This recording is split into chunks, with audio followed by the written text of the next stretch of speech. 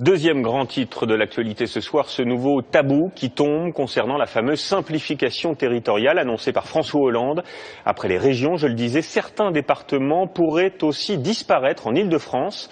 Jean-Marc Ayrault dit favorable, le tout au profit d'une grande métropole. C'est un Big Bang qui s'annonce. Alors quel impact concret pour les milliers de franciliens concernés? La réponse avec Guillaume Daré et Claire-Marie Denis.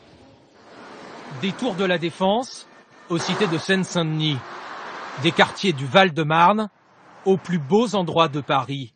Et si demain tous ne formaient qu'un seul ensemble, c'est le souhait du Premier ministre. Moi, je suis favorable à ce qu'on aille vers la suppression des départements de la première couronne. En clair, supprimer et donc fusionner Hauts-de-Seine, Seine-Saint-Denis, Val-de-Marne dans un seul ensemble avec Paris. Comment les habitants accueillent-ils cette idée?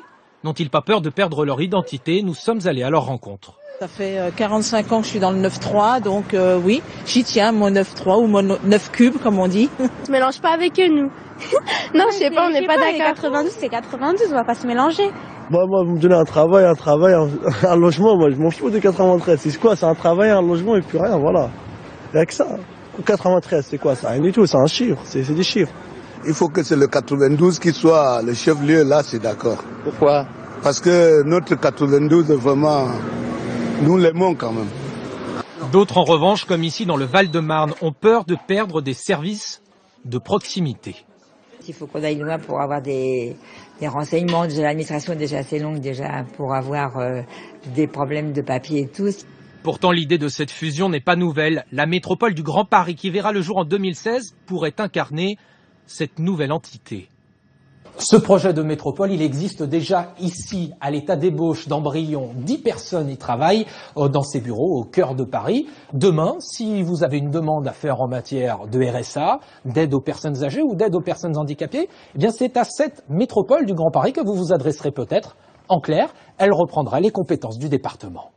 Pas question pourtant de faire disparaître les bureaux des départements, mais ils pourraient devenir de simples guichets pour effectuer vos demandes. Objectif, faire des économies, mais aussi mieux répartir les ressources entre des territoires très différents.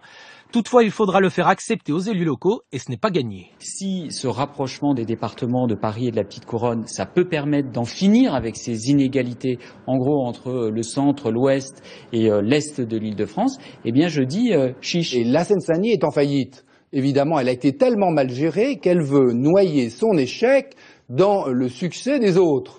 Un tel projet prendra évidemment du temps, mais Jean-Marc Ayrault se dit persuadé qu'il fera consensus d'ici quelques années.